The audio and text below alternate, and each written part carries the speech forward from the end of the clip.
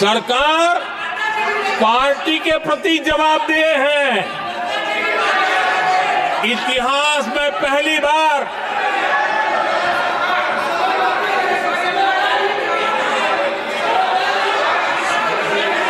आदरणीय सभापति जी, नहीं, आप सदन इतिहास में पहली बार ये तरीका बिल्कुल ठीक नहीं है। सदन के नेता बोल रहे हैं, आपको मर्यादा रखनी चाहिए। ऐसे सदन नहीं चलेगा इस तरीके से, गलत तरीका आपका ये। माननीय प्रधानमंत्री जी, आदरणीय सभापति जी, इतिहास में पहली बार संविधान को ऐसी गहरी चोट पहुंचा दी गई।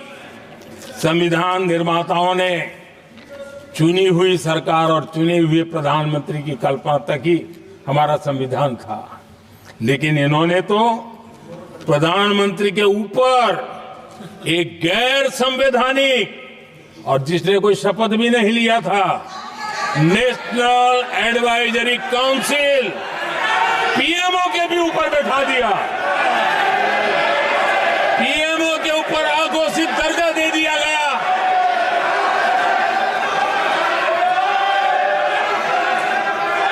आदरणीय सभापति जी, इतना ही नहीं, और एक पीढ़ी आगे चले, और उस पीढ़ी ने क्या किया? भारत के संविधान के तहत देश की जनता जनार्दन सरकार चुनती है और वो सरकार का मुखिया कैबिनेट बनाता है। ये संविधान के तहत है।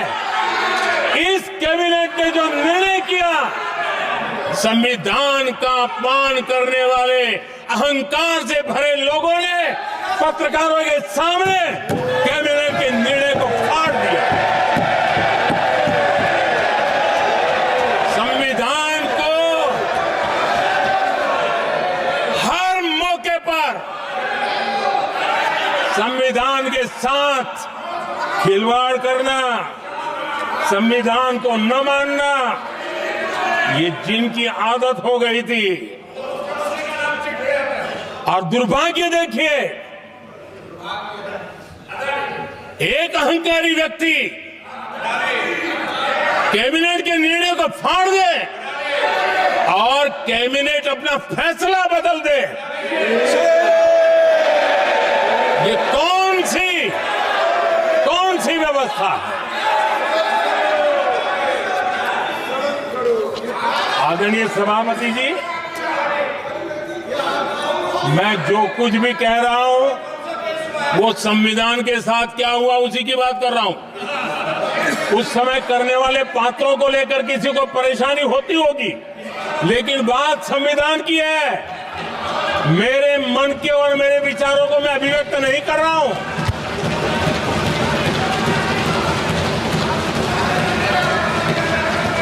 आदरणीय सभापति जी, कांग्रेस ने निरंतर संविधान की अवमानना की, संविधान के महत्व को कम किया। कांग्रेस इसके अनेक उदाहरणों से भरा पड़ा हुआ है। संविधान के साथ धोखेबाजी कैसे करते थे, संवैधानिक संस्थाओं को कैसे नहीं मानते थे, इस देश में बहुत कम लोगों को मालूम होगा। 370 की तो पता है सबको, 35A का पता बहुत कम है।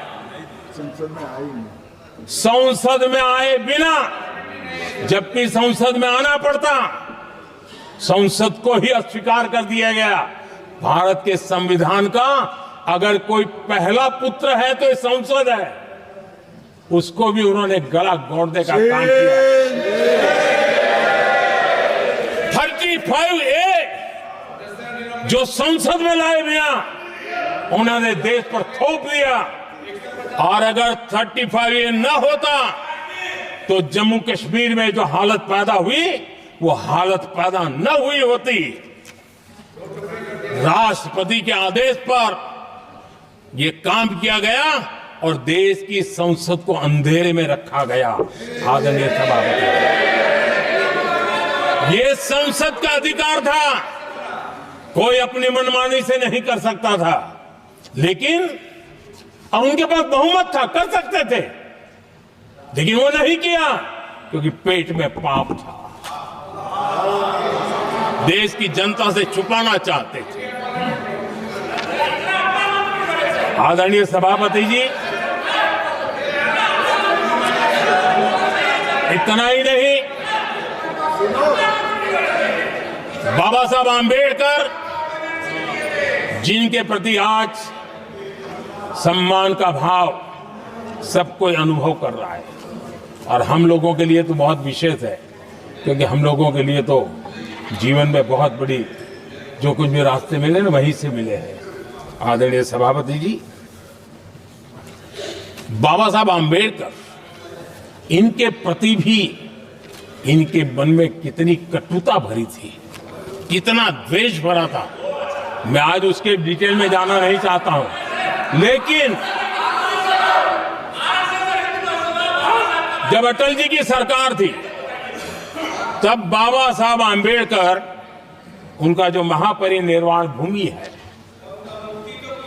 वहां पर अलीपुर रोड पर अटल जी की सरकार में बाबा साहब आंबेडकर जी के स्मृति में एक स्मारक बनाना तय हुआ। अटल जी के समय ये नहीं हुआ। दुर्भाग्य देखिए, 10 वर्ष यूपीए की सरकार रही, उसने इस काम को नहीं किया, न होने दिया। बाबा साहब आंबेडकर का जब हमारी सरकार आई, बाबा साहब आंबेडकर के प्रति हमारा श्रद्धा होने के कारण हमने अलीपुर रोड पर बाबा साहब मेमोरियल बनाया और उसका काम किया। आदरणीय सभापति जी, दिल्ली में जब बाबा साहब आंबेडकर के 1992 में, उस समय चंद्रशेखर जी कुछ समय थे, तब एक निर्णय किया गया था, आंबेडकर इंटरनेशनल सेंटर, यही जनपद के पास 40 साल तक वो कागज पे ही पड़ा रहा, नहीं किया गया। और तब जाकर के 2015 में हमारी सरकार आई और हमने आकर के इस काम को पूरा किया। बाबा साहब को भारत रत्न देने का काम भी जब कांग्रेस सत्ता से बाहर गई तब संभव हुआ। इतना ही नहीं, आदरणीय सभापति जी, बाबा साहब आंबेडकर के 125 साल तो हमने पूरी दुनिया में बनाए थे, विश्व के 120 देशों में बनाने का काम किया था। लेकिन जब बाबा साहब आंबेडकर की शताब्दी थी, तब अकेली बीजेपी की सरकार थी मध्य प्रदेश में। सुंदरलाल जी पटवा हमारे मुख्यमंत्री जी थे, और महू में जहां बाबा साहब आंबेडकर जी का जन्म हुआ था, उसको एक स्मारक के रूप में पुनर्निर्माण करने का काम सुंदरलाल पटवाई जी जब मुख्यमंत्री थे तब मध्य प्रदेश में हुआ था। शताब्दी के समय भी उनके साथ यही किया गया था। आदरणीय सभापति जी,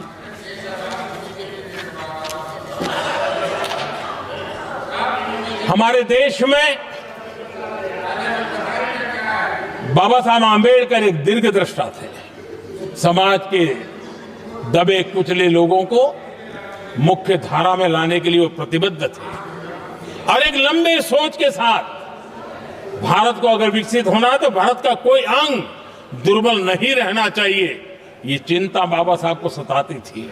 और तब जाकर के हमारे देश में आरक्षण की व्यवस्था बनी। लेकिन वोट बैंक की राजनीति में छुपे हुए लोगों ने, डूबे हुए लोगों ने धर्म के आधार पर, तुष्टीकरण के नाम पर आरक्षण के अंदर कुछ न कुछ नुक्सेदनी करने का प्रयास किया, और इसका सबसे बड़ा नुकसान एससी, एसटी और ओबीसी समाज को हुआ है।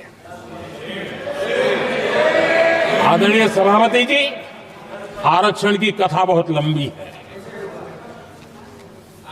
नेहरू जी से लेकर के राजीव गांधी तक कांग्रेस के प्रधानमंत्रियों ने आरक्षण का घोर विरोध किया है। हिस्ट्री कह रही है, आरक्षण के विरोध में लंबी लंबी चिट्ठियां स्वयं नेहरू जी ने लिखी है, मुख्यमंत्रियों को लिखी है। इतना ही नहीं, सदन में आरक्षण के खिलाफ लंबे लंबे भाषण इन लोगों ने किए हैं। बाबा साहब आंबेडकर समता के लिए और भारत में संतुलित विकास के लिए आरक्षण के लेकर के आए, उन्होंने उसके खिलाफ भी झंडा ऊंचा किया हुआ था। दशकों तक मंडल कमीशन के रिपोर्ट को डिब्बे में डाल दिया था। जब कांग्रेस को देश ने हटाया, जब कांग्रेस गई, तब जाकर के ओबीसी को आरक्षण मिला, तब तक ओबीसी को आरक्षण नहीं मिला। ये कांग्रेस का पाप है। अगर उस समय मिला होता तो आज देश के अनेक पदों पर ओबीसी समाज के लोग भी देश की सेवा करते, लेकिन नहीं करने दिया, नहीं होने दिया। ये पाप इन्होंने किया था। आदरणीय सभापति जी, जब हमारे यहां संविधान का निर्माण चल रहा था, तब संविधान निर्माताओं ने धर्म के आधार पर आरक्षण होना चाहिए कि नहीं होना चाहिए, इस विषय पर घंटों तक, दिनों तक गहन चर्चा की है, विचार विमर्श किया है और सबका मत बना है कि भारत जैसे देश की एकता और अखंडता के लिए धर्म के, संप्रदाय के आधार पर आरक्षण नहीं हो सकता है। सुविचारित मत था, ऐसा नहीं कि भूल गए थे, रह गया था। सोच विचार कर तय किया गया था कि भारत की एकता और अखंडता के लिए संप्रदाय और धर्म के आधार पर यह नहीं होगा। लेकिन कांग्रेस ने सत्ता सुख के लिए, सत्ता भूख के लिए, अपनी वोट बैंक को खुश करने के लिए धर्म के आधार पर आरक्षण का नया खेल खेला है, जो संविधान की भावना के खिलाफ है। इतना ही नहीं, दे भी दिया कुछ जगह पे और सुप्रीम कोर्ट से झटके लग रहे हैं। और इसलिए अब दूसरे बहाने से बहाने बता रहे हैं, ये करेंगे वो करेंगे। मन में साफ है, धर्म के आधार पर आरक्षण देना चाहते हैं, इसलिए खेल खेले जा रहे हैं। संविधान निर्माताओं के भावनाओं पर गहरी चोट करने का यह निर्लज्ज प्रयास है। आदरणीय सभापति जी, आदरणीय सभापति जी,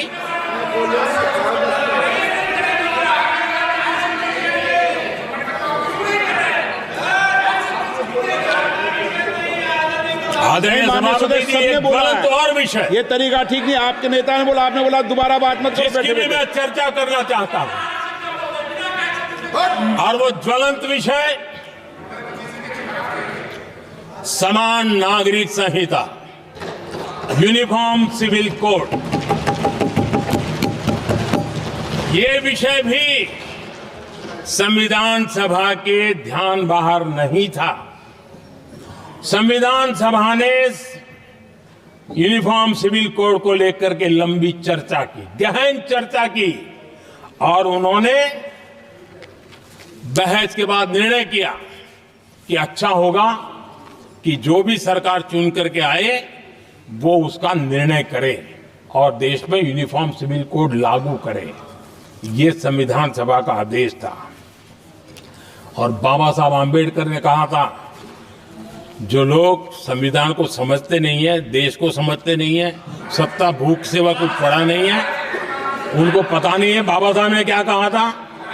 बाबा साहब ने कहा था, धार्मिक आधार पर बने, ये मैं बाबा साहब की बात कर रहा हूं, इतना वीडियो कट करके घुमाना मत।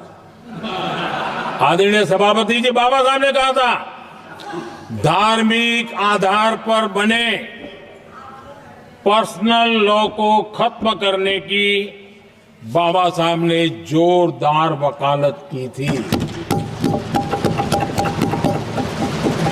उस समय के सदस्य के.एम. मुंशी जी ने कहा था, समान नागरिक संहिता को राष्ट्र की एकता और आधुनिकता के लिए अनिवार्य बताया था कमा मुंशी जी ने। सुप्रीम कोर्ट ने भी कई बार कहा है कि देश में यूनिफॉर्म सिविल कोड जल्द से जल्द लाना चाहिए। सरकारों को आदेश दिए हैं सुप्रीम कोर्ट ने, और उसी संविधान की भावना को ध्यान में रखते हुए, संविधान निर्माताओं की भावनाओं को ध्यान में रखते हुए हम पूरी ताकत से लगे हुए हैं सेक्युलर सिविल कोड के लिए। और आज कांग्रेस के लोग संविधान निर्माताओं की भावना का भी, सुप्रीम कोर्ट की भावना का भी अनादर कर रहे हैं, क्योंकि उनकी राजनीति को सूट नहीं करता है। उनके लिए संविधान वो पवित्र ग्रंथ नहीं है, उनके लिए एक हथियार है राजनीति का। खेल खेलने का हथियार बना दिया, लोगों को डराने के लिए संविधान को हथियार बनाया जाता है। आदरणीय सभापति जी, और ये कांग्रेस पार्टी, उनको तो संविधान शब्द भी उनके मुंह में शोभा नहीं देता है। इसलिए जो अपनी पार्टी के संविधान को नहीं मानते हैं, जिन्होंने अपनी पार्टी के संविधान को कभी स्वीकार नहीं किया है, क्योंकि संविधान को स्वीकार करने के लिए एक लोकतांत्रिक स्पिरिट लगता है जो जिनकी रगों में नहीं है। सत्तावाद और परिवारवाद भरा पड़ा है। अब आप देखिए जो कैसी शुरुआती कितनी गड़बड़ हुई है। मैं कांग्रेस की बात कर रहा हूं। 12 कांग्रेस की प्रदेश की कमेटियों ने, 12 प्रदेश कमेटियों ने सरदार पटेल के नाम पर सहमति दी थी। नेहरू जी के साथ एक भी कमेटी नहीं थी, नॉट अ सिंगल। संविधान के तहत सरदार साहब ही देश के प्रधानमंत्री बनते हैं, लेकिन लोकतंत्र में श्रद्धा नहीं, खुद के संविधान पर विश्वास नहीं, खुद के ही संविधान को स्वीकारना नहीं, और सरदार साहब देश के प्रधानमंत्री नहीं बन सके और ये बैठ गए। जो लोग अपनी पार्टी के संविधान को, जो लोग अपनी पार्टी के संविधान को नहीं मानते, वो कैसे देश के संविधान को स्वीकार कर सकते हैं।